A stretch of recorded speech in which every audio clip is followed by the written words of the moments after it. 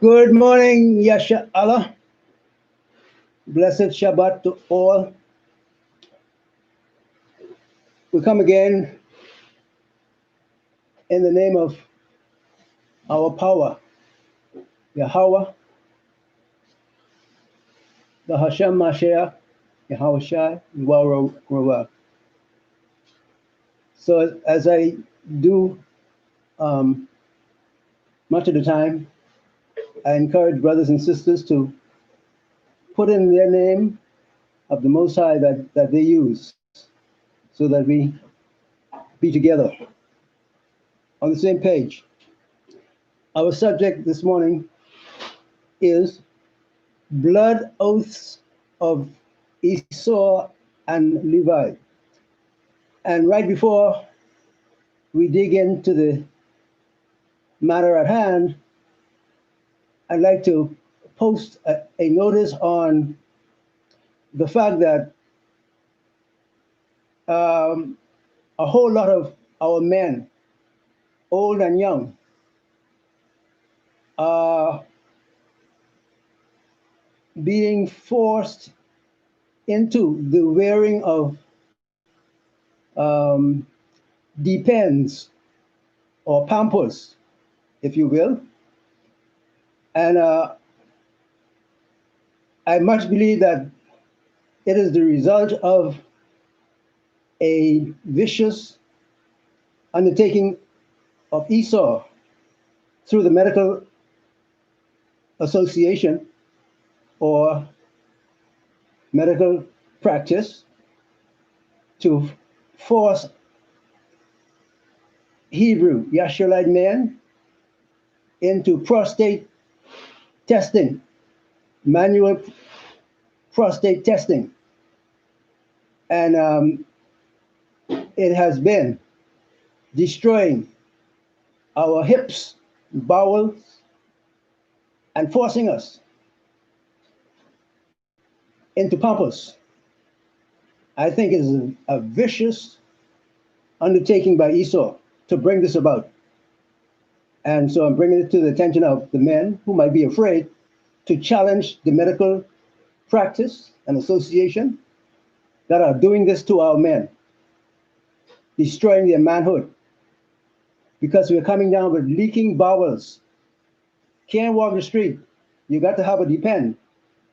And that is not a pretty sight indeed.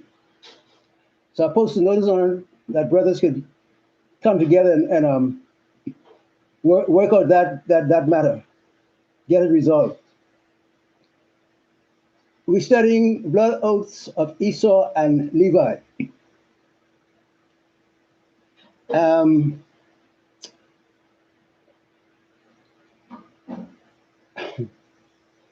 The world that we live in today is dominated by the anti-Messiah undertaking of the Haitian / Levitical priesthood. Our former brothers, the Haitians of the island of Haiti, who made the blood oath bond with Esau in the commencement of the quest for what you call it, for their liberation, for the Haitian liberation, and that fight with the French. That was the time that the Catholic Church and Levi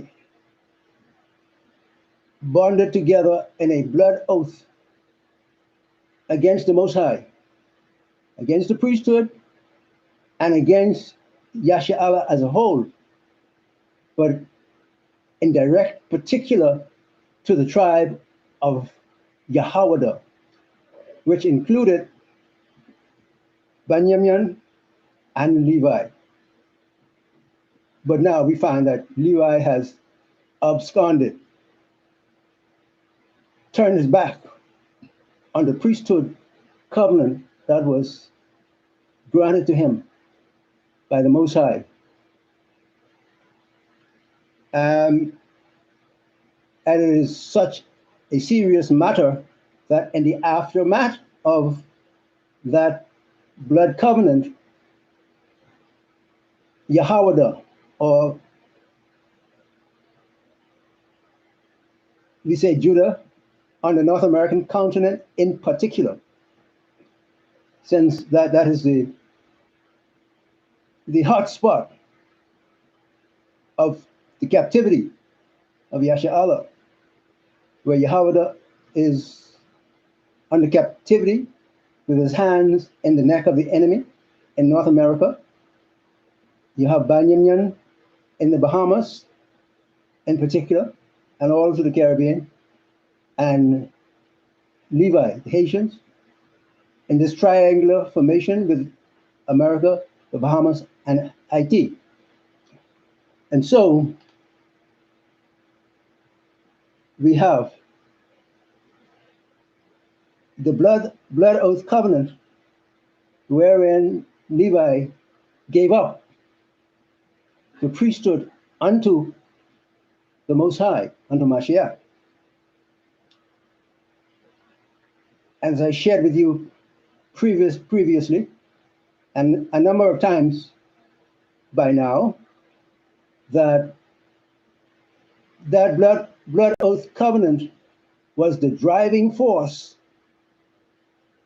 following the making of the covenant. It was the driving force to destroy the three tribes that were the leaders of all Yasha'Allah. Yahawada,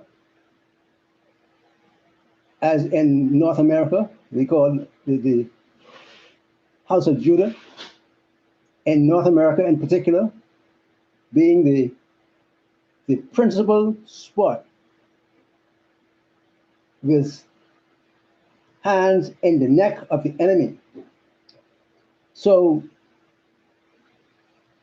Levi's blood covenant with Esau was the driving force that produced a dislocation within the tribal order of Yahawada with our North American brothers in North America, Benjamin in the Bahamas, and Levi in Haiti. And since that time, we've seen the weakness in Yahawada among the three tribes. A serious weakness has ensued, wherein that, according to the blood covenant that was made between the Catholic Church and Levi, the effect has been a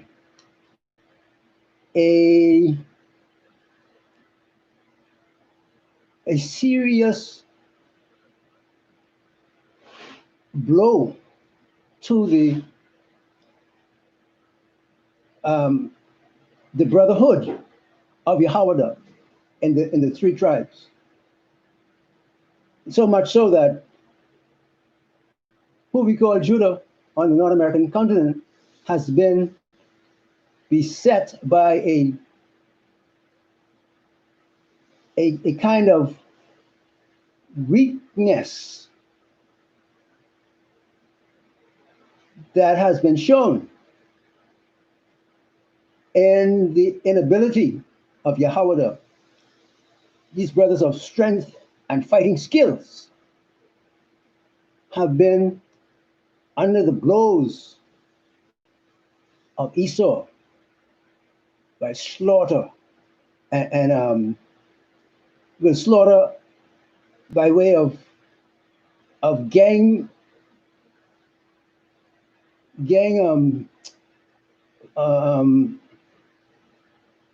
gang gang banging um, brawls between our men in North America in particular and the police.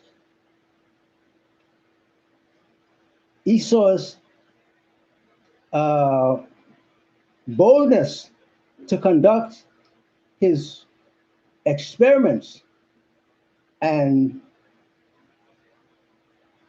with such confidence against men of strength and power as Yahweh is was occasioned by the blood oath between Levi and Esau. So because of that bond, that blood oath bond, the evil powers have had the opportunity to overpower Yahweh and our men, lions of the tribe of Yahweh, being pounced upon by the punk policing in North America because of that blood oath covenant. But we didn't know. So hence our brothers were being attacked and, subjugated, bullied, shut down, and gang banged by the police in North America due to the blood oath covenant between them, between Levi and Yahweh. And so now, brothers, I trust by now you get the word on what happened in the past that has affected your future from the war for Haiti's independence. From that time, from the war was over and Haiti was declared the winner, we were in trouble. We were in subjection to the anti-messiahship of Levi in connection with Esau, the beast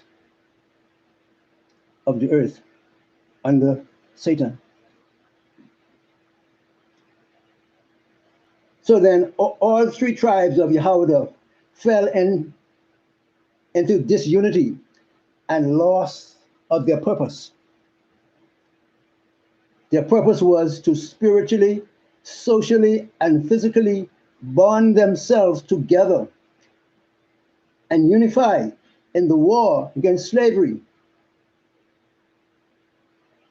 and rebuilding of the ancient Hebrew biblical direction towards reparations, repatriation, and the rebuilding of national honor and homeland authority. All these were brought into disrepair by the blood oath covenant of Levi with Esau. And so that has been in effect since the time of the war for Levi's or Haiti's independence until now. The thing is, we did not know. The Father has been kind, and in his love and grace, he's revealed to us what has been the cause of our great weakness in the tribe of Yehuda with Benjamin and Levi. So that boldness that Esau had in North America to bully men of strength and power was occasioned by the blood oath between Esau and Levi. I want you to get the realization of that. And so now we come to, well, let's mention in the quote where we talk about loss of honor and strength and stamina in regards of the police brutality, especially in North America. We have some of it here in the Bahamas. But the murder of brother, what's his name, George? George Lloyd? Floyd, George Floyd, recently. And we touch on deaths of so many others.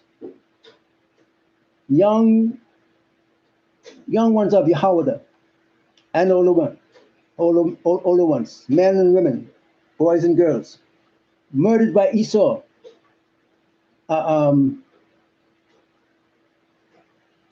Esau pushed on by the strength of the blood oath between him and Levi, has been bold to commit murders and gang banging on Yasha'Allah, on Yahweh, the leading tribe of the 10. I'm giving it to you that it was occasioned by the blood oath between Esau and Levi. And it seems kind of amazing to me that, well, it is what it is. Levi has taken the debate and given his hand in the oath against the Most High. That's some nerve. But that's the kind of nerve Esau been showing from a long time ago when he made the deal with the Baphomet to be a faggot and have his women be lesbians to show a difference between them and Yasha'Allah. Hence, their continued drive to perform the needs of the gender issues, which is to make men into faggots in Yasha'Allah. Having 400 years in slavery, couldn't get it done. So now they come out here now to say, give them another time, give them another chance, see if they can get it done. You see?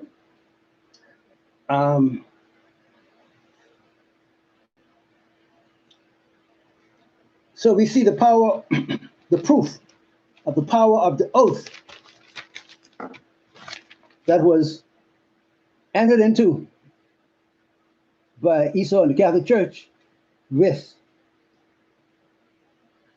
Levi. And the strength of our brother Yahweh in North America has been severely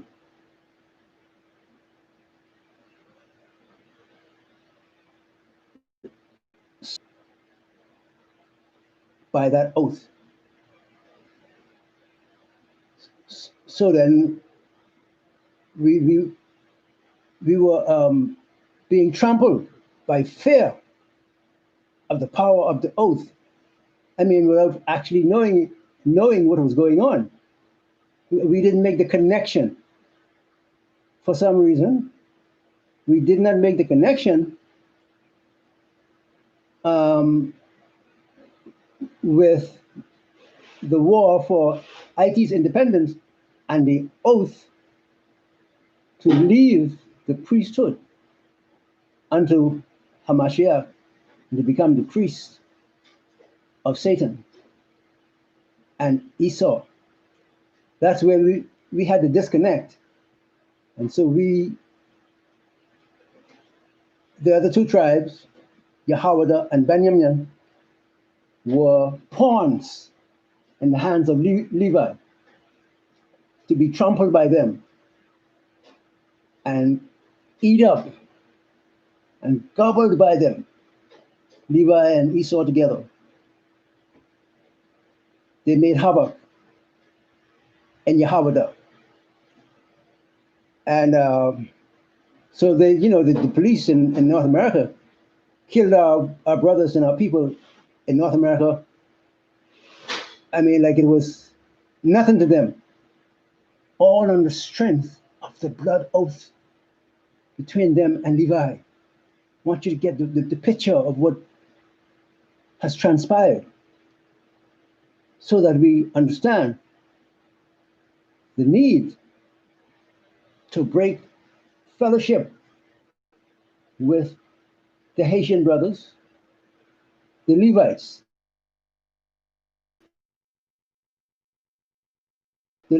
against our Most High and against us. Cut them off. Yeah, you got to cut them off. The Most High don't play. And if you notice by now, many of the storms, hurricane storms that passed, they were wiping out Levites by the hundreds and thousands at a time. The Most High had to cut down their numbers because of their vicious blood oath that was pushing them to destroy us, the rest of the tribes. And we're thankful for that.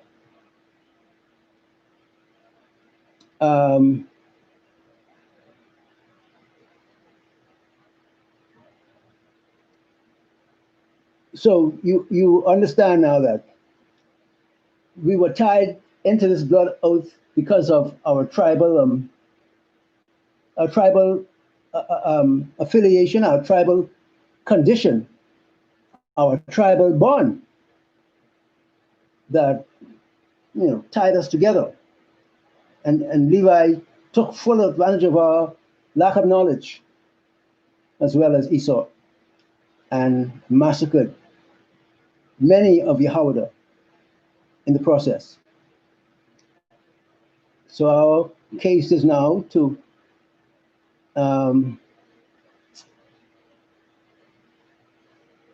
get the remedy from the Ruach, Spirit of the Most High, in Mashiach to deal with this. And so the atonement season that is upon us is our path to eradicating the power of the blood oath of Esau and Levi, because we're coming to acknowledge the oath of the Most High and the priesthood covenant between our Father Yahweh and Mashiach. When the Most High swore by an oath what he would do for Abraham through the priesthood and the priestly ministry of HaMashiach. So we're looking at the remedy to diffuse and dismantle the blood oath of covenant between Esau and Levi. That's what we're looking at. And now I have a question to throw out for consideration, that since or following the giving up of the priesthood by that portion of the Levites in Haiti, I want to throw it for consideration. What should our attitude be towards use of the title Levites or Levitical priesthood, if and when what's it now?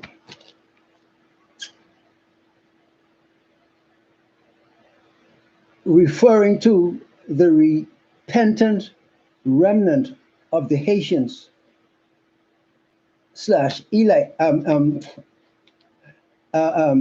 Levites who desire to cling to the Most High and their tribal name of Levi.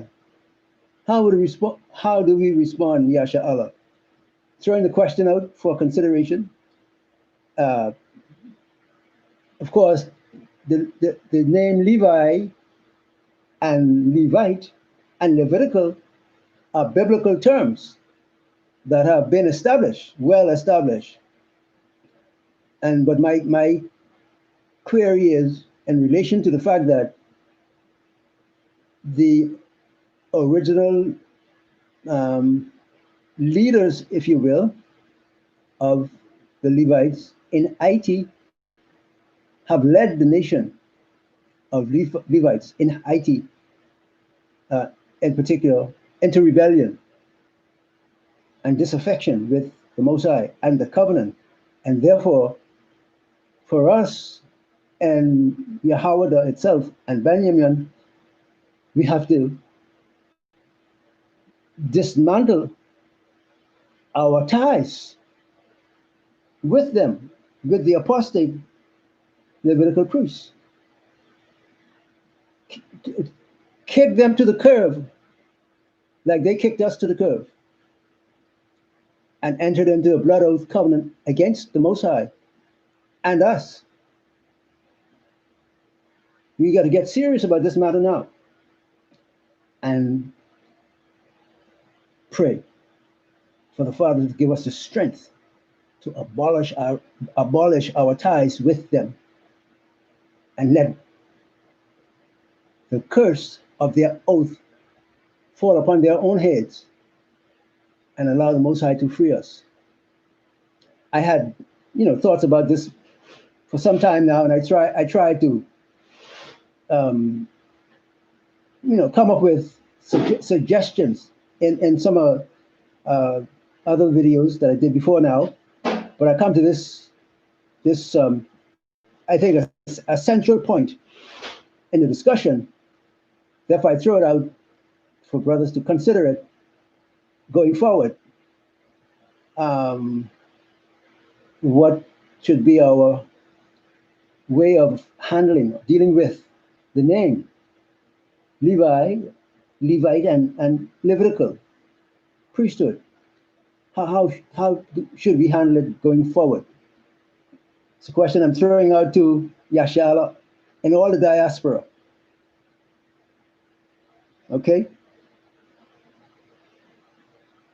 So we should like to have a response to this question going forward. And happily, before the Day of Atonement, because it's a crucial time. If you are relating properly to the knowledge and information that the Ruach has brought to us concerning this issue, this matter.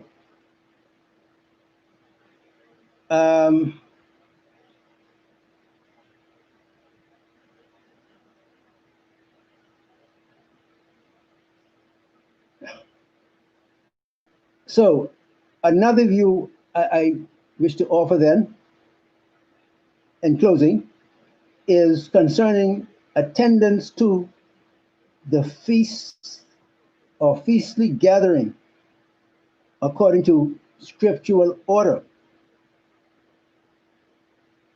In my view, the feastly gathering that we're talking about is the atonement, and this atonement exercise is a matter between the enslaved Hebrew Yashulite and the Most High.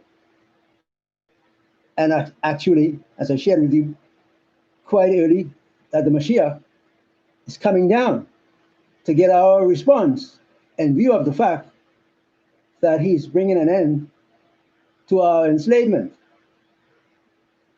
And So he's doing the bookkeeping part of the exercise to see where we line up as Yasha Allah, where we line up in regards of being the property of the Most High under the charge of Hamashiach and Wa doing the bookkeeping work, and he's coming to check his merchandise, his purchase and prized possession, Yasha Allah. He's going to find out until 2,300 days as the sanctuary will be cleansed in this atonement proceedings, coming to find out where we stand, where do we stand as the Mashiach takes us forward out of slavery to the homeland and to our regrouping and repairing of our internal and structural exercises nationally.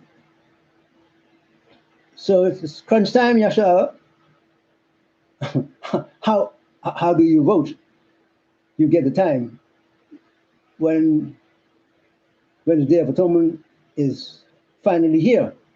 But as we move towards it, it's my encouragement to us all, to the Levites who are regrouping and seeking closure to this matter, breaking off with those who have become traitors to the Most High and to the tribe of Yahawada, along with Banyamya. It is our time to show what kind of stuff we are made of. Do you remember that in the time of our forefather Moshe, the Levite, when the Most High had to call for a cleansing in the nation from apostasy? And who stood up with Moshe? Levi. Levi stood up and massacred many of the brothers because they were against the Most High. And Levi brought honor to our Father in standing up for the Torah and for the honor of the Most High.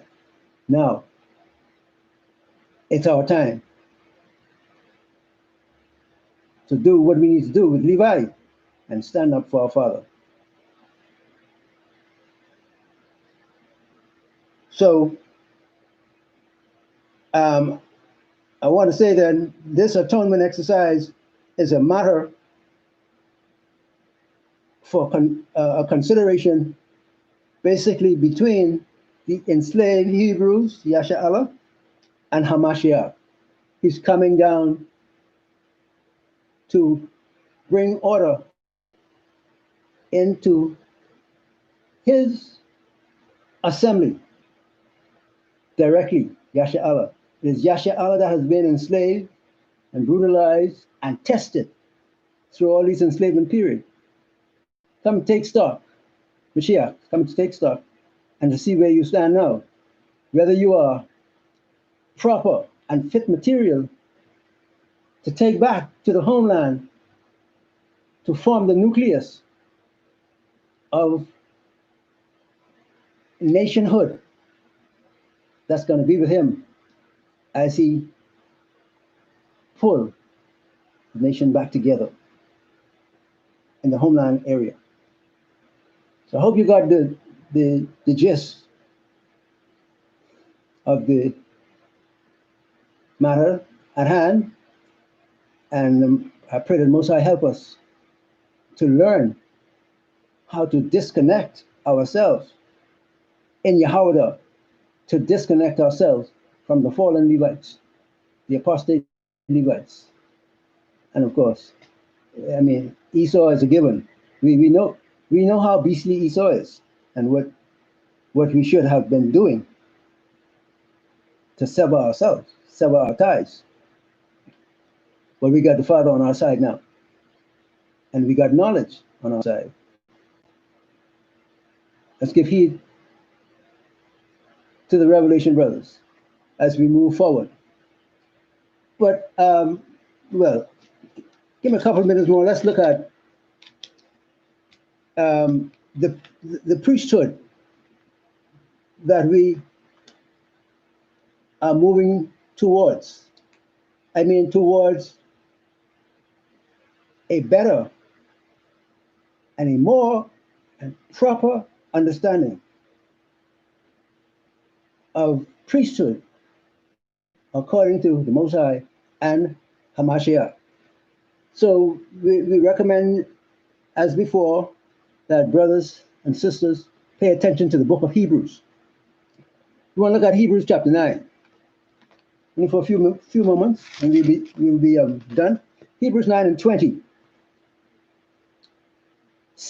Saying, this is the blood of the testament which Elohim hath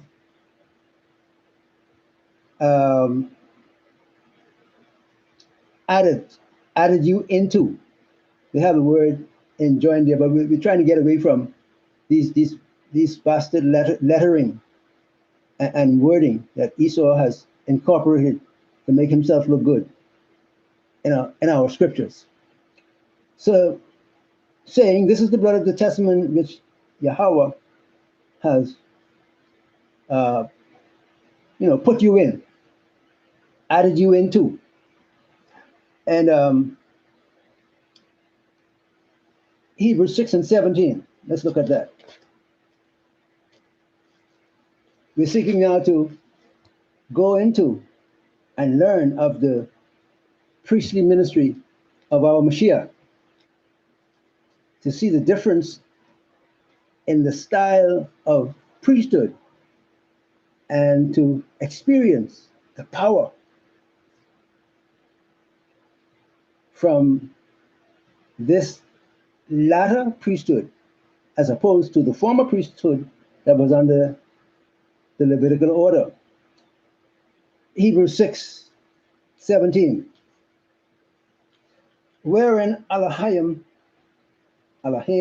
willing more abundantly to show unto the heirs of promise the immutable or the immutability of his counsel, confirmed it by an oath.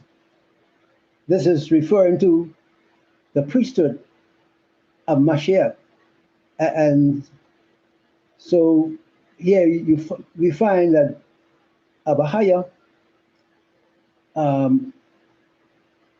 giving an explanation concerning the eternal nature of the priesthood of Hamashiach, whereas the Levitical priesthood, as wonderful and beautiful as it was only temporary, like all the ceremonial laws of our nation.